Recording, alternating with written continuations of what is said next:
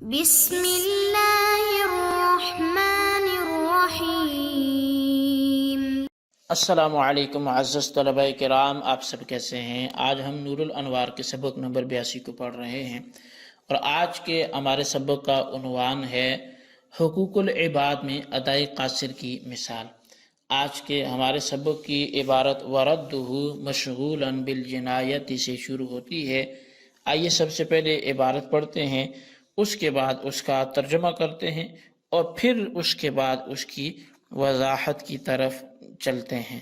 آج کے ہمارے سبق کی عبارت کا آغاز ہوتا ہے وردہ سے۔ مصنف علیہ رحمہ لکھتے ہیں وردہ مشغولا بالجنایت نظیر للاداء القاصر، اور شے مغصوب کو جنایت کے ساتھ مشغول ہونے کی حالت میں واپس کرنا، یہ ادائے قاصر کی مثال ہے۔ ای رد الشیء المغصوب حال کونہ مشغولا بالجنایت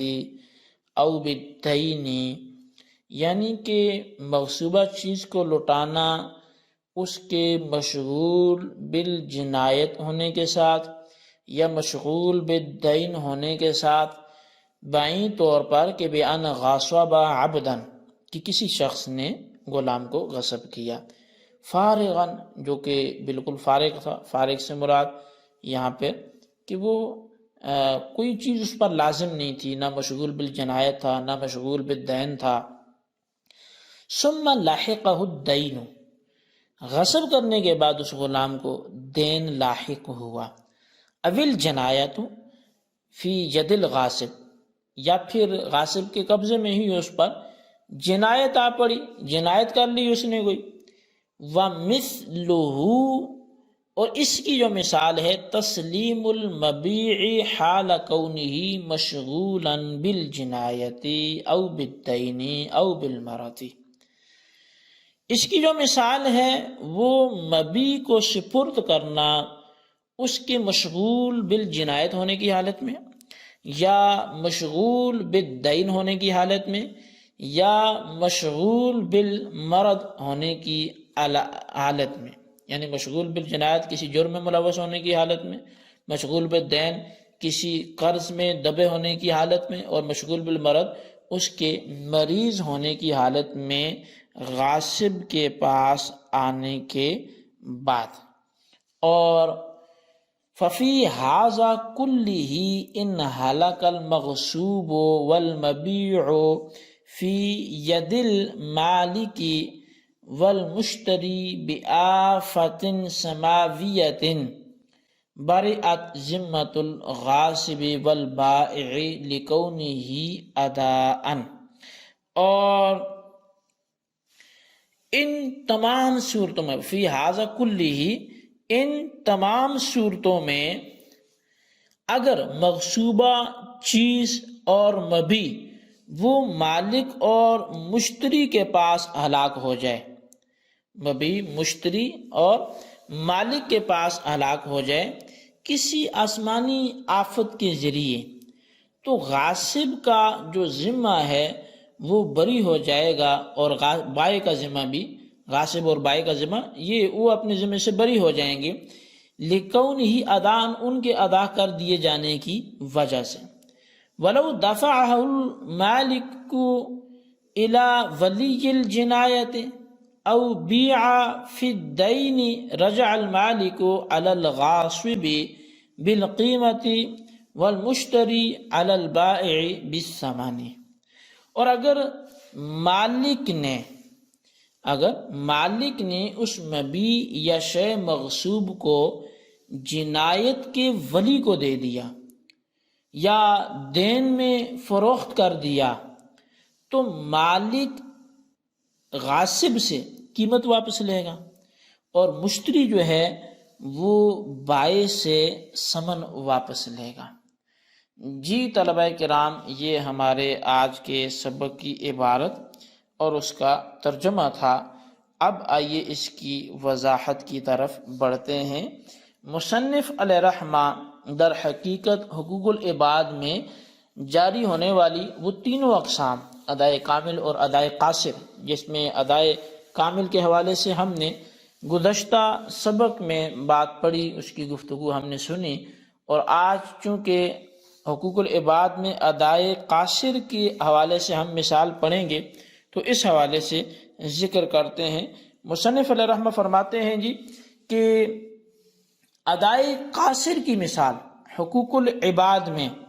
وہ یہ ہے کہ ایک شخص نے ایک ایسا غلام غصب کیا جو جنایت دین اور حسی نقصان سب سے فارغ اور پاک صاف ہے، یعنی نہ وہ کسی جنایت کا مرتکب ہے، نہ کسی جرم کا ارتکاب کیا ہے، نہ اس پر کوئی مالی تاوان لازم ہے، اور نہ اس میں کوئی ظاہری عیب اور ظاہری کوئی نقصان یا ظاہری کوئی اس میں خامی موجود ہے۔ وہ بظاہر ہر لازم آنے والے عیب سے، ہر لازم آنے والی خرابی سے وہ بظاہر پاک اور صاف ہے، وہ کسی چیز پر اس پر عیب نہیں ہے، مگر غاصب کے قبضہ میں رہتے ہوئے اس نے کسی بے گناہ آدمی کو جان بوجھ کر قتل کر دیا اور اس کی وجہ سے اس پر قصاص واجب ہو گیا، یا کسی کا مال ہلاک کر دیا اور اس کی وجہ سے اس پر ظاہر مالی تاوان لازم ہو گیا، یا اس میں کوئی حسی نقصان اور پیدا ہو گیا جو پہلے نہیں تھا۔ بس مثال کے طور پر اس کا بازو ٹوٹ گیا، کہیں گرا ٹانگ ٹوٹ گئی، کہیں آنکھ میں لگی، ایک آنکھ سے ضائع ہو گیا، آنکھ ضائع ہو گئی، ایسی کوئی بھی جو اس میں حسی نقصان پیدا ہو گیا، بس ایسی حالت میں یعنی یہ تمام صورتوں میں یہ غلام اگر مالک کے حوالے کیا گیا تو یہ ادا ہو جائے گی، لیکن ادائے قاصر ہوگی، کیونکہ یہ غلام جس وصف کے ساتھ غصب کیا تھا اس وصف کے ساتھ تو اس کو نہیں لوٹایا گیا۔ جب یہ غصب کیا گیا تھا تو تب کوئی جنایت اس پر نہیں تھی، تب کوئی جرم اس نے نہیں کیا تھا، تب کوئی مالی تاوان اس نے نہیں دینا تھا، لیکن اب چونکہ ان جرائم کا اس سے ارتکاب ہو چکا ہے تو اس لیے اب اس کو جب لوٹایا جا رہا ہے تو اس وصف پر نہیں لوٹایا جا رہا جس وصف پر اس کو غصب کیا گیا تھا، بلکہ اس کو اب جو لوٹایا جا رہا ہے وہ اس کے اندر نقصان کے پیدا ہونے کے بعد لوٹایا جا رہا ہے، اور اس کے اندر نقصان کا پیدا ہونا کیا ہے؟ وہی کہ اس نے جنایت کر دی یا اس پر جو مالی تاوان لازم آ گیا۔ تو لہٰذا اسی طرح اگر غلام جو بے میں مبی کے طور پہ تھا، وقت جنایت جو غلام مبی جو ہے بے کے وقت جنایت، دین اور مرض وغیرہ تمام چیزوں سے فارغ اور پاک و صاف ہو، مگر مشتری کے سپرد اس وقت کیا گیا جب وہ کسی جنایت کے مرتکب ہو چکا تھا، یا اس پر کوئی مالی تاوان لازم ہو چکا تھا، یا وہ کسی ظاہری مرض اور عیب میں مبتلا ہو چکا تھا، تو یہ بھی ادائے قاصر ہے۔ ان تمام صورتوں کا حکم یہ ہے کہ اگر غلام مغصوب مالک کے قبضے میں ہے اور مبی مشتری کے قبضے میں ہے، کسی آسمانی آفت سے ان پر کوئی ہلاکت آ جاتی ہے، یہ ہلاک ہو جاتے ہیں، تو غاصب اور بائع کا ذمہ بری ہو جائے گا، کیونکہ ان کی طرف سے سپرد کرنا ادا ہے، اگرچہ ادائے قاصر ہے، اور ادا کرنے سے ادا کرنے والے کا ذمہ بری ہو جاتا ہے، لہٰذا ان کا ذمہ بھی بری ہو جائے گا۔ اور اگر مالک اور مشتری نے مذکورہ غلام اولیاء مقتول کو دے دیا یا اس پر واجب شدہ دین اور ضمان کو ادا کرنے کے لیے اس کو فروخت کر دیا تو مالک غاصب سے غلام کی قیمت وصول کرے گا، اور مشتری جو ہے وہ بائع سے اپنا دیا ہوا ثمن وصول کرے گا، کیونکہ مالک کا قبضہ غلام مغصوب سے اور مشتری کا قبضہ غلام مبی سے ایسے سبب کی وجہ سے زائل ہوا ہے جو سبب غاصب اور بائع کے قبضے میں پیدا ہوا تھا۔ بس یہ ایسا ہو گیا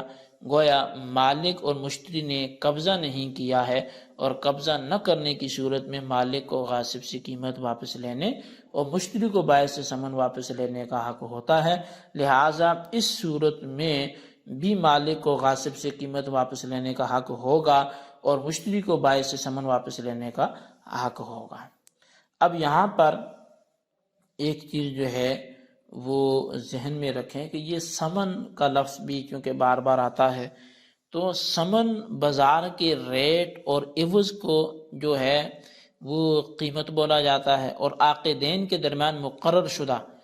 عوض کو ثمن کہتے ہیں۔ ثمن قیمت کے برابر بھی ہو سکتا ہے اور کم و بیش بھی ہو سکتا ہے، کیونکہ بازار کے ریٹ اور عوض کو قیمت کہا جاتا ہے، لیکن جو عاقدین کے درمیان اپنی مرضی سے طے پا جائے اس کو ثمن کہتے ہیں۔ بہرحال یہ ہمارے آج کے سبق کے حوالے سے بات تھی، اس کو اچھی طرح یاد رکھیں اور خلاصتاً رجسٹر پر لکھیں، بالخصوص ان سوالات کے جوابات دیں۔ سوال نمبر 1 یہ ہے کہ ادائے قاصر کی مثال حقوق العباد سے پیش کریں، اور سوال نمبر 2 یہ ہے کہ ثمن اور قیمت کی تعریف اور ان میں فرق واضح کریں۔ اللہ تبارک و تعالیٰ سے دعا ہے جو کچھ ہم نے پڑھا سنا سے یاد رکھنے کی توفیق نصیب فرمائے، آمین بجاہ النبی الامین صلی اللہ علیہ وسلم۔